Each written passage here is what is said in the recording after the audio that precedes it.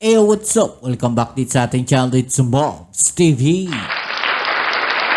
Alright, so tayo nagbabalik muli mga kababayan para sa isa na namang reaction video at ngayon ay pag-uusapan natin ang balita mula dito sa channel ni Balita Pilipinas.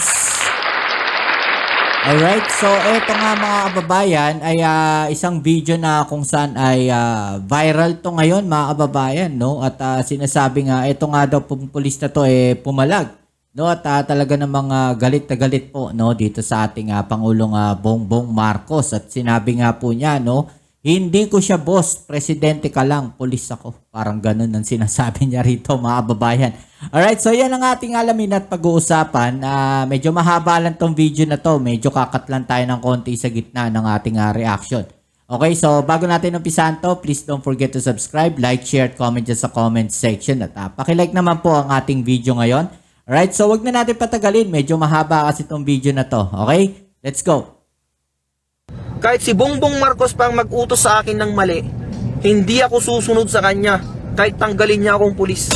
Okay, so ito po ay galing sa isang pulis mga kababayan, no? Diba? Ba't ako susunod sa kanya? Sino ba siya? Siya ba ang boss ko? Hindi ko siya boss. Ang boss ko, yung nagpapasahod sa akin. Sino bang nagpapasahod sa akin? Mga Pilipino.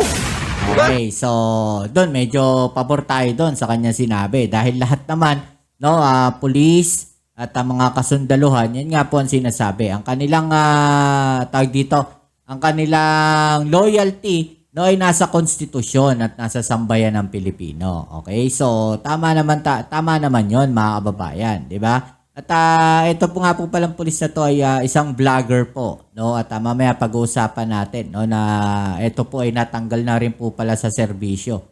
Tuloy natin. Mga Pilipino ang nagpapasahod sa akin, ba't ako susunod sa presidente? Ano ba siya? Presidente lang siya. Okay, pero 'di ba ang presidente natin ang ating chief of staff, no? Siya ang nagbibigay ng direktiba, ng utos, 'di ba? Na doon sa mga nakakataas sa mga general. At 'yun naman po yung ibinababa sa ibaba, no? Doon sa mga patrolman, sa lahat, no? Sa mga SPO, 'di ba? So 'yun yung chain of command. Okay, so sinasabi niya dito na presidente lang siya. Okay, so 'yun naman, no? Pwede naman siguro yung kanyang katwiran, pero kayo ano sa palagay ninyo, no? Doon sa kanyang sinabi na presidente lang, no, si Pangulong Bongbong Marcos. I-comment niyo sa ibaba, alright? Diba? Ako, pulis ako.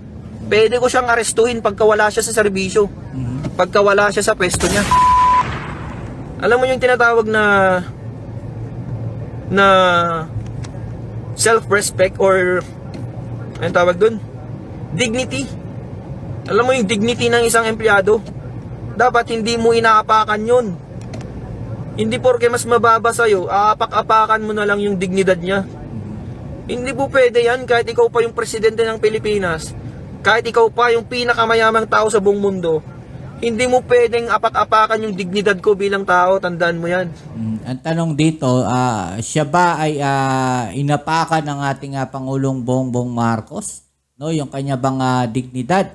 No, ay inapak-apakan ng ating presidente. Yun ang hindi natin alam, no? At hindi rin niya ata sinabi dito. Well, alamin natin 'yan, mga kababayan, no? Kahit sino ka pa. 'Di ba? Kahit sino ka pang tao kang 'yan. Kung inapak-apakan mo yung dignidad ko, magkamatayan na tayo, 'di ba? Ikaw kayo yung ganyan-ganyanin ko, ikaw kayo yung kupal-kupalin ko kung anong mararamdaman mo. 'Di ba? Try mo din kayang maging biktima ng kakupalan. Tingnan natin, baka iyak ka na lang diyan sa gilid. Di mo kasi alam. Di nyo kasi alam kasi nasa mataas kayong posisyon, di nyo alam yung nararamdaman ng isang mababang tao lang. Na kapag kinupal-kupal mo, walang magagawa kundi tatahimik lang. 'Di ba? Kasi alam niya sa sarili niya na walang laban sa'yo. Kasi mataas ka eh. Pero wag mo akong ginaganyan. Kahit gaano ka pa kataas, wala akong pakialam sa ranggo mo. 'Di ba? Wala akong pakialam sa ranggo mo kahit ano ka pa, kahit general ka pa. Kahit ikaw pa ang hepe ng PNP, kahit ikaw pa yung pinakamataas sa buong mundo, sabi ko na nga ba. Kapag kinupal-kupal mo ako at ay napakan mo yung dignidad ko, magkamatayan na tayo. Di ba? Yun yung prinsipyo na pinaglalaban ko, mga kasama. Yan yung tinatawag na prinsipyo. Hindi yan mabibili ng pera kahit anong magkano mang pera yan.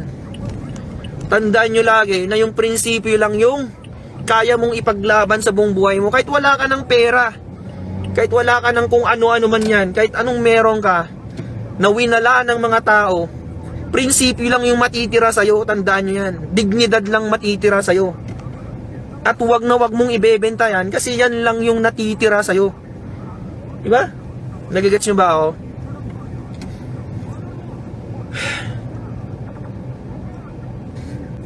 Wag na wag kayong papayag na yung dignidad mo bilang tao inaapakan lang ng kahit sino dyan. Putik, tao ka, may dignidad ka, may prinsipyo ka. Hindi pwedeng apak-apakan ka ng kahit sino.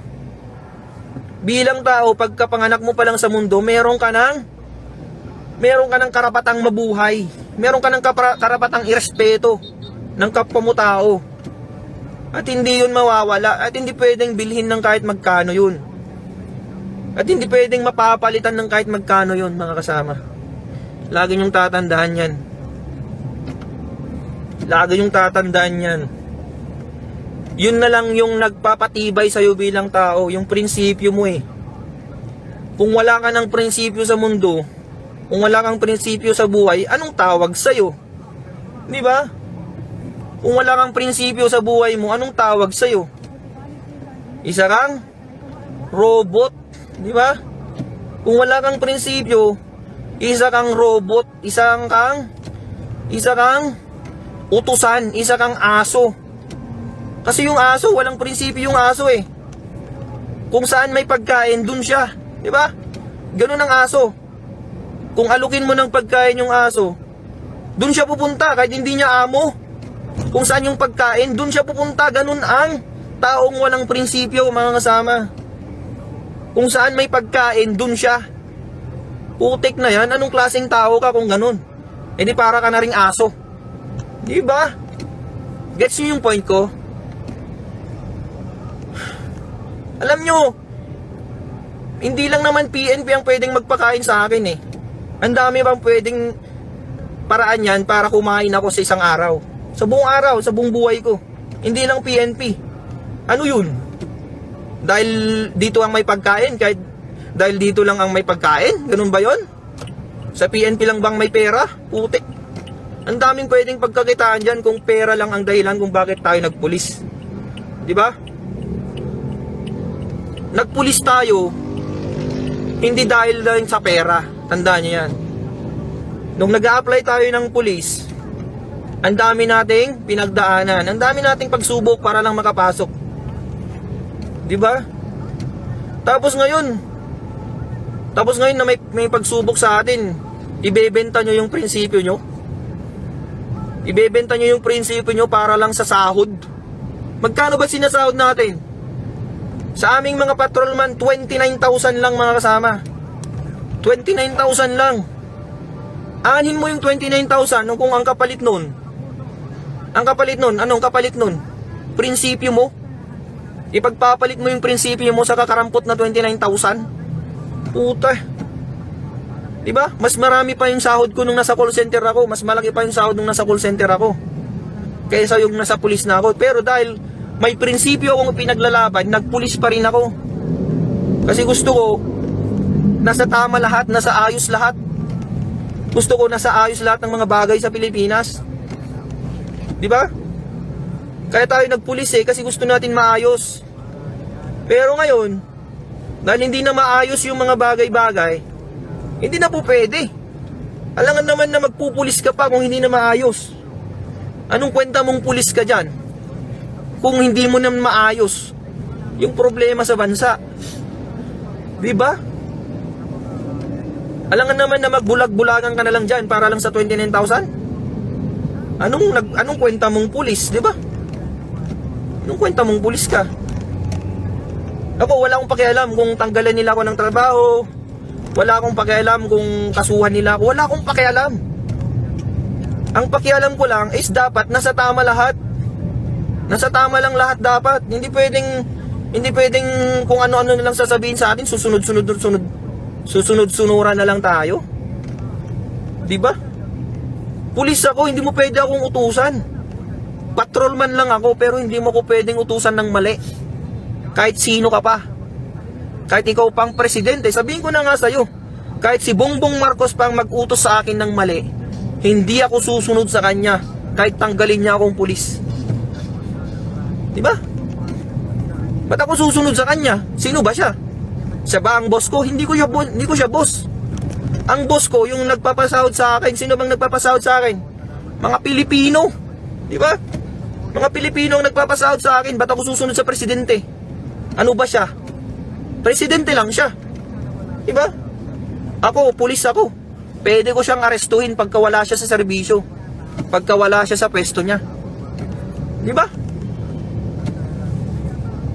Kung walang pulis sa Pilipinas, sino na lang mag-aaresto sa mga tiwaling opisyal na yan?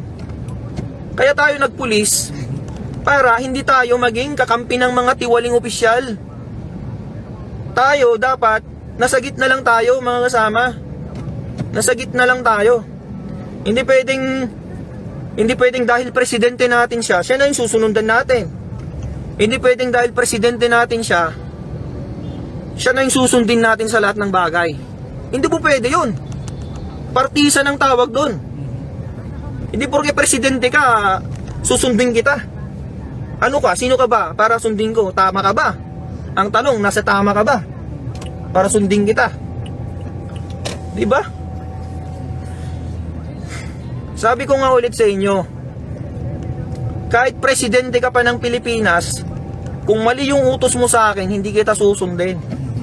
Sino ka ba para sundin ko? Di ba? Oh, may tama daw ako eh. May tama ka, sir. Kahit pa papanood to ni Bongbong Marcos si Sir Bongbong Marcos, Sir President. Pakinggan mo tong sasabihin ko, sir. Isa akong pulis ng Pilipinas. Pero hindi ako sang-ayon sa ginagawa mo, sir. Di ba? Hindi ako sang-ayon sa'yo. Kahit ano pang sabihin mo, sir, hindi ako susunod sa'yo. Kasi hindi mo naman ako pulis eh. Bakit pulis mo ba ako? Pinapasahuran mo ba ako, sir? Hindi. Ang totoong may-ari sa profesyon ko, ang totoong nagpapasahod sa akin ay mga Pilipino, hindi ikaw. Presidente ka lang ng Pilipinas, pati nga ikaw, pinapasahuran namin eh. Sumasahod ka dahil sa pera ng Pilipino. Kaya isa ka rin, katulad ka rin namin nasa serbisyo publiko. Pare-pareho tayo, sir. Hindi ka commander-in-chief lang dyan. Ikaw ay isang public servant. Di ba? Public servant ka. Dapat magtrabaho ka rin. Hindi ka boss. Tandaan mo yan, sir, ha? Tandaan mo, Sir President Bongbong Marcos. Tandaan mo to. Isa kang public servant. Pumunta ka dyan sa pwesto mo para magserbisyo, hindi para maging boss namin. Dapat nga ikaw nagtatraffic dyan eh. Dapat nga ikaw yung nasa gitna ng kalsada nagtatraffic dyan eh. Kasi nasa public service tayo. Hindi pwede yung presidente ka, diyan ka, nagiging boss ka dyan. Ano ka? Diba? Dapat leader ang tawag sa'yo. Yun na nga, Hindi exactly, leader. Diba? Yun na nga exactly, leader. Diba? Siya yung nag-guide, siya yung nagli-lead kung ano yung dapat gawin. Okay? So siya yung nagli-lead kung ano yung patutunguhan ng bansa natin. Yun yung trabaho niya. Diba? Ito, opinion ko lang din, no? Respeto natin yung opinion niya. Ito, opinion ko lang din, di ba? So, yun yung trabaho ng presidente, yung mag-lead, leader eh. Di ba? So, sa kanya na rin ang galing yun. Dapat nagiging boss dyan. Sino pa yung mga opisyal ng PNP dyan? Dapat kayo ngayon nasa gitna ng kalsada, dapat kayo yung leader. Hindi kayo boss dyan na parang hari kayo dyan na nakaupo sa napakagandang upuan para mag-utos-utos lang. Dapat leader kayo eh. Dapat kayong nangunguna sa serbisyo.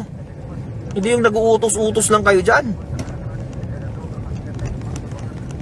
Paano susunod yung mga tao sa inyo? Kayo mismo hindi nyo alam yung trabaho. Diba? Hamunin ko kayong lahat dyan. Sa mga general dyan na nakaupo sa napakagandang upuan, sige, hamunin ko kayo. Alam nyo ba mag-serve ng traffic? Alam nyo ba? Alam nyo ba paano mag-traffic? sa gitna ng traffic, sa gitna ng kalsada. Baka di nyo pa alam yan. Sino mauna? Sino yung mauli? Kung walang traffic light, baka di nyo pa alam kung paano magmando ng traffic dyan. Diba? General kayong tinuringan. Di nyo pa alam ang warrant of arrest. Putik. Warrant of arrest lang, di mo alam. Alam mo yung warrant of arrest? Pwede ka daw mag-aresto kahit walang warrant of arrest. Putik, ano yun? E di pwede na lang pala akong magdampot dyan kahit sino.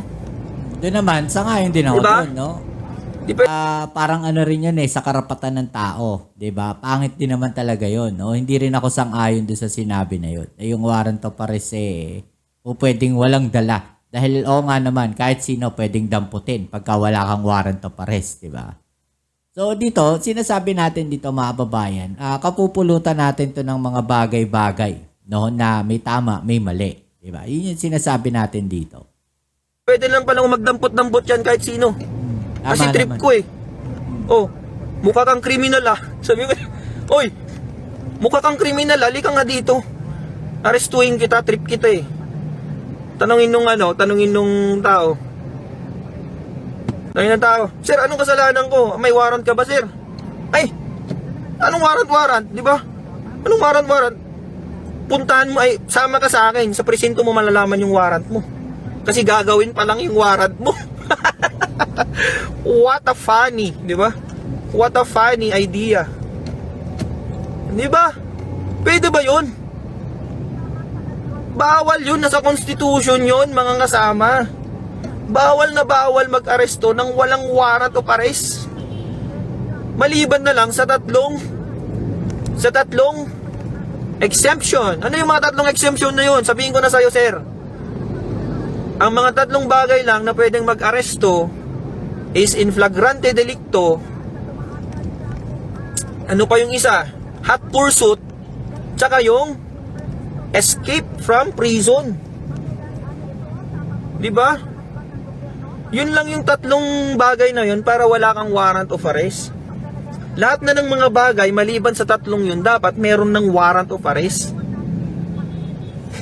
Meron din palang isa mga kasama. Meron palang isa na pwede kang mag-aresto ng walang warrant of arrest. Ano yun?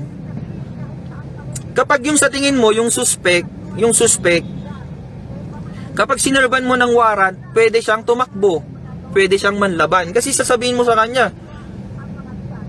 oy Juan, sir Juan, halika nga dito, may warrant of arrest ka. Pag sinabi mong ganyan, may possibility kasi na manlaban siya. May possibility kasi na tumakbo siya. Nasa rules of court yan eh, 'di ba? May possibility kasi naman laban siya or tumakas siya. Kaya wag mo na lang munang ipakita yung warrant of arrest niya. Wag mo munang ipapakita sa kanya.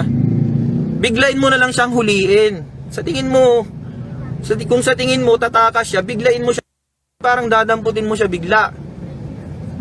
Pupusasan mo na siya agad. Kasi nga, kapag sinabi mong may warrant siya, may kaso siya, baka tumakbo siya. E di hindi mo na siya mahuli. So, pwede yun. Pwede yung sabihin mo, damputin mo na siya agad.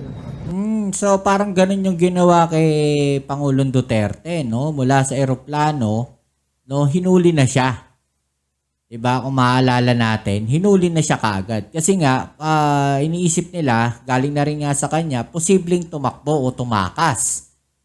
Diba? Kasi nga, kung pagbaba ng eroplano nun, sumakay sa sasakyan, umalis na, so wala na silang magagawa.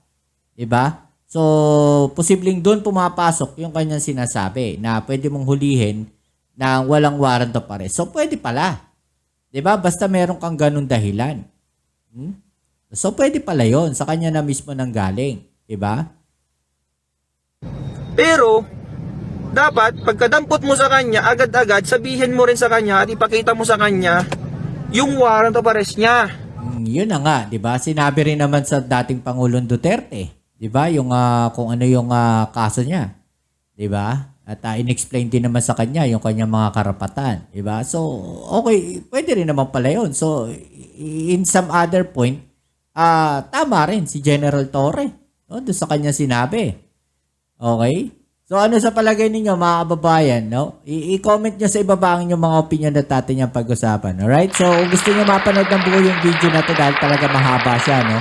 Nandun sa ibaba yung link, ilalagay ko siya dyan at puntahan nyo na lang po at panoorin nyo rin po mga kababayan. Alright? So yan muli, maraming salamat sa lahat ng mga patuloy na nakasuporta dito sa ating channel. Kita-kits tayo sa ating next video upload. Dito muli ang inyong Kuya Mobs sa Mobs TV. Peace. I'm out.